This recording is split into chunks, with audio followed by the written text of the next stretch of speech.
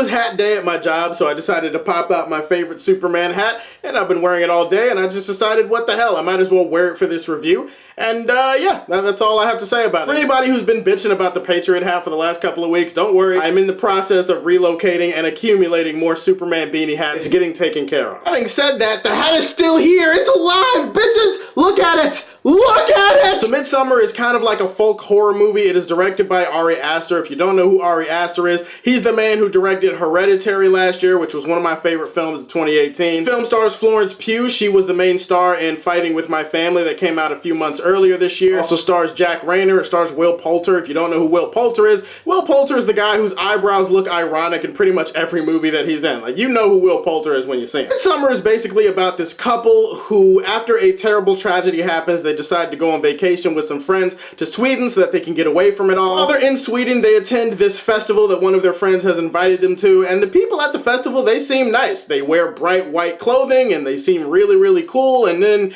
after a while, some really weird, creepy, disturbing shit starts happening, and then you start to realize this festival isn't as much a festival as it is a we're all probably gonna die type of thing. And that's all I really want to say, because I want you guys to experience this movie firsthand without any spoilers. For a long stretch of this movie where things are happening on screen and some of it is creepy, you just kind of can't help but look at the screen and just be like,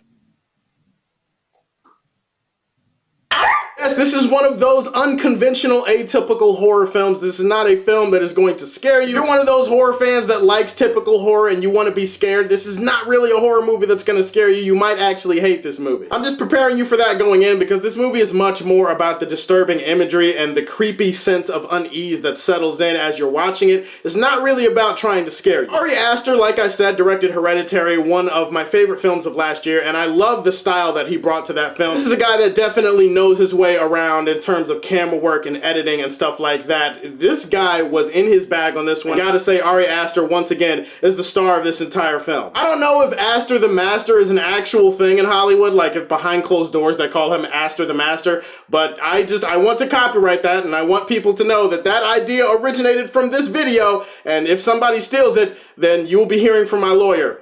You know, in a few years when I can afford a lawyer. Ari Aster is in complete command of his craft in this film. This is one of the best looking and best made films I have seen in 2019. Everything about it from a filmmaking standpoint is almost flawless. It is a technical masterpiece, from the filmmaking in terms of cinematography, the shots that he uses. He's one of those guys that just knows how to make a scene pop. He knows how to give it that extra visual flair that most scenes wouldn't have. Like, no matter what kind of shot that scene needs, he knows how to get it. Beautiful, swooping overhead shots, over the shoulder shots that you don't see coming, upside down shots where the camera transitions between upside down to downside up, beautiful long wide takes, excellent shot composition. I mean, this guy had it all working in this movie. A lot of this film takes place in bright daylight, and I think that's something refreshing, because a lot of horror films actually take place at night. Like, a lot of times the background in this movie is moving and shifting, and you're not really sure if what you're seeing is actually happening, but you just kind of roll with it. There's nothing else I could say about this movie other than omelet titties to perfectly convey how beautiful and gorgeous looking it is. Also gotta single out Florence Pugh. Florence Pugh was freaking amazing in this movie. She carries the entire emotional weight of the film on her shoulders. A lot of the other characters aren't fleshed out emotionally like that. They don't have that extra depth to them. A lot of the emotion of the story you feel through her, and luckily Florence Pugh is up to the task. If they had had somebody in her position who couldn't emote the way that she does in this movie, I don't think the movie would have worked as well. I'm not saying that she deserves an Oscar, but this girl deserves something, okay? She deserves some type of awards recognition. You can give her a Golden Globe, give her a piece of paper that says congratulations, well done. You can give her a pat on the back,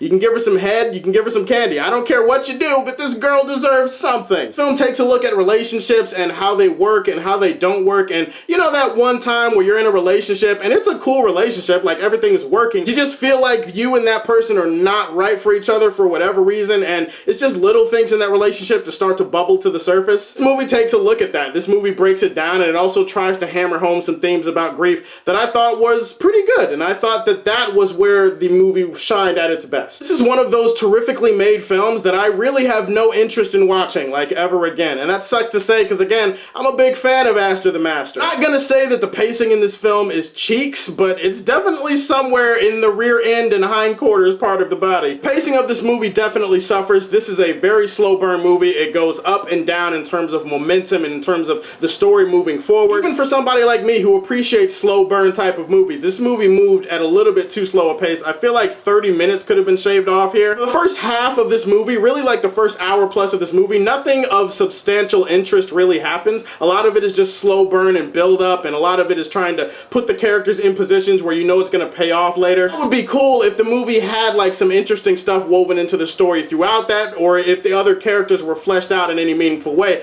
but they're not. A lot of the characters are here and they feel like cannon fodder. The story is experienced through Florence Pugh, and while she's great and she does her best, it's not enough to make the movie more interesting in the slower moving parts. Like every time something interesting is about to happen in this movie, like it builds up to it really great and then something interesting happens, and then the movie slows way back down and it just kind of waits for it to get interesting again. In fact, that should probably be the tagline for the movie. Midsommar was interesting until it wasn't. I just feel like the story itself wasn't interesting and wasn't emotionally engaging enough for me. By the end of the film, by the time you actually get to the point and you figure out what's going on at this festival, I didn't really care that much anymore because I felt half of this movie I was really bored. The pacing issues, the lack of emotional interest in its story, and the fact that something happens at the very beginning of the film that doesn't really impact the rest of the movie that much. Between all that, I'd say that this movie, while it's beautiful to look at, is not a really great watch, and that does kind of affect my rating for this movie. Midsommar is a terrifically made film that I never want to watch again, and as a result, I'm gonna put it in the golden age for Man of Steel. It's one of the best movies I've seen all year, but in terms of an enjoyable experience as a fan, guys, I'm a movie fan. I just didn't really enjoy watching this one that much. Having said that, I'm really excited to see what else Aster the Master has in store for us. Please like and subscribe to the Superfan Show. Tell me what your favorite horror movie is of 2019 so far. If you like what you see, tell me how you feel, and stay tuned to hear more from the Man of Steel. Peace.